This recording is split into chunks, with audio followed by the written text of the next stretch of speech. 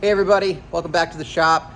Got a lot going on, but I definitely have made a lot of progress. Having the new welder has proved its weight in gold. It has paid for itself already, and I am steaming right along here for next season for the Pennsylvania Hill Climb Association.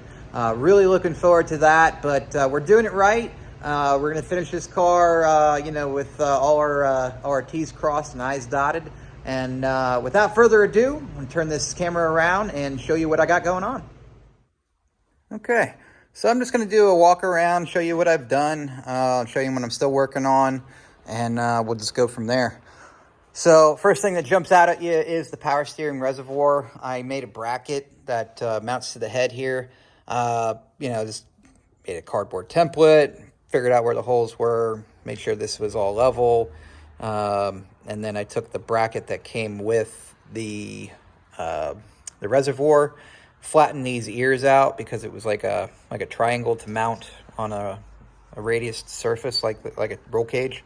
It was designed to run on a roll cage, but for this application, I was able to just flatten these out in the vise, and then I was able to just run them flat right into there, and I think it looks great. Just used some riv nuts right into this plate, and it's definitely nice and sturdy, not going anywhere.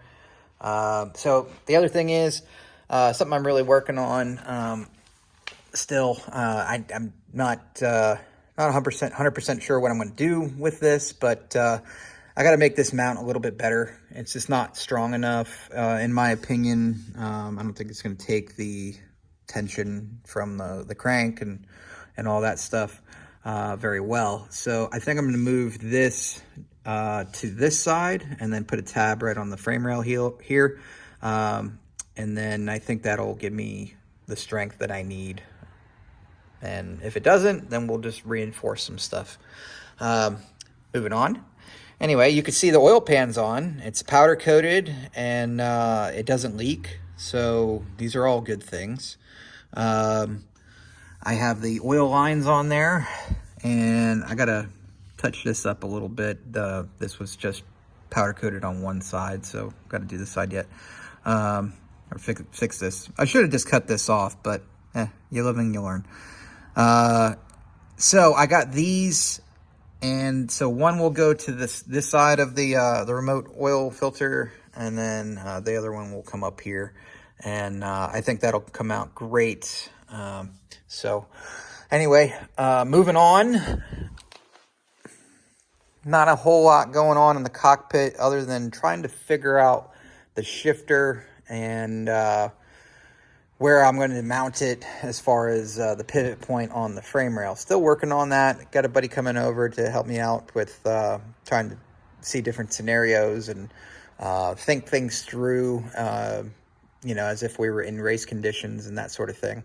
I don't want to be bumping the shifter when I'm going, into a turn at 100 and some odd mile an hour, and it downshifts it, money shifts it, locks up the rear tires, and I go flying off a mountain.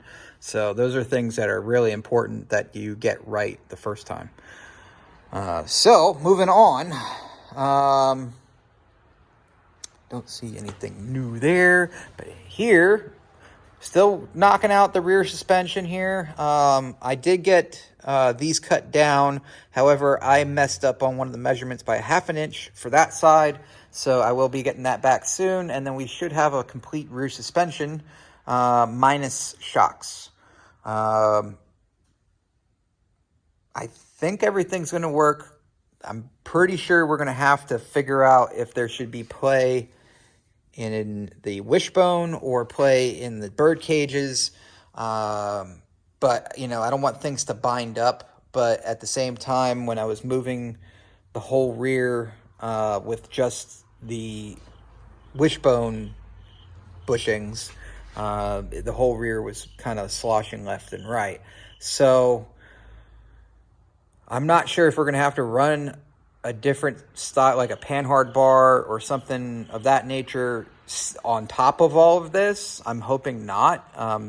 This is supposed to be the solution for that, but if it's not, no worries. I'm just trying to take what a sprint car currently has and making it work with this rear end.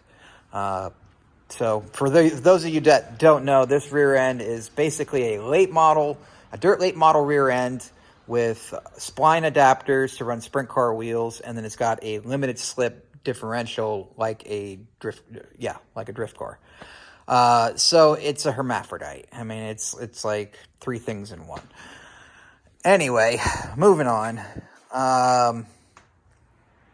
Waiting on the next one waiting for that to come back. Just had to get it cut down a little bit. And moving over here, you can see the shifter. I think I want to have it pivot somewhere here, maybe over here, but at the same time, it's so cramped in there with my arms and elbows and all that stuff that, we're just going to have to figure it out with me in the car. So, and then we'll just tack stuff into place and I'll get it all welded up and all that. Cleaned up some of the wiring. This was actually two separate tails that, one went into this side, and I just basically consolidated the loom so that it just, wrapped around both the whole way up to here, seeing that I'm keeping these just in case I need these types of connections down the road. We'll see. A lot of guys, I think, hardwire those. So I'm not going to do that just yet. Then moving on over here, some of the biggest things that I've been working on so I got the alternator wiring is completely done. That hooks into here, runs down here, up along the frame rail, and then down to the alternator. I'll get to that in a second. The other part was the 4-gauge wire coming off the starter that runs to the power side of the alternator. So very simple, just wanted to make nice cables, and I think they came out pretty nice. And I ran this down here, just wanted to separate them. I'm not really sure if that's necessary, but figured it was a good idea. So, plus they came out really nice, I think. This was a challenge. This right here was some work. I mean, this side wasn't too bad. My welds aren't the best, but honestly, they work, and they will do the job. They're, they're very good welds, but they're not pretty. Let's put it that way. Then, all right, so I got those tabs on, and I had to figure out a way that I can adjust the alignment left and right. So I made the tabs a little extra wide, and then I came up with this system here, which this is locking this to the front plate, and then this locks the whole bolt in the pivot point. So works pretty well. Might revise it down the road. We'll see. Anyway, crawling under here, you can see the cooling line wraps perfectly around this. So, it's got all these clamps on here, but there's the fitting right there. And then I welded this tab on, that came out all right. And then that tab goes to the tensioner. And that tensioner pushes up to put tension on the belt. So what I had to do is I had to get a little creative with that, because there wasn't a whole lot of distance between here and here. And they don't sell any tensioners like this, which is the style that I wanted, that are shorter than the one I got. So what I did was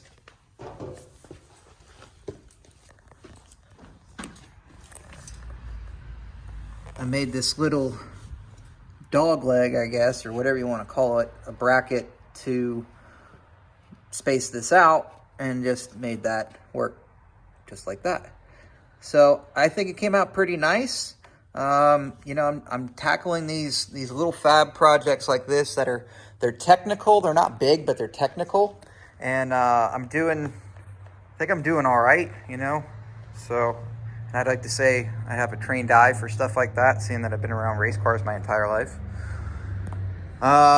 Anyway, I think that's all I got for you today. Oh, one more thing that I haven't gotten to yet, but I wanted to show you. Basically, what I'm going to do here for the shock tower reinforcement is this bar will go across here to here, and then it will be gusseted here, and then I might even gusset it front and back here. We'll see. And I'm also going to check to see if these are the same length up their respective frame rails. I'm looking at them now and they don't look that way, but that could just be the camera. So we'll see. Anyway, guys, that's it for today. I will show you what I got going on next time. Hopefully we get some parts and some things checked off the box, but we're really getting close to starting this thing up. That is the goal right now, is just to get it running.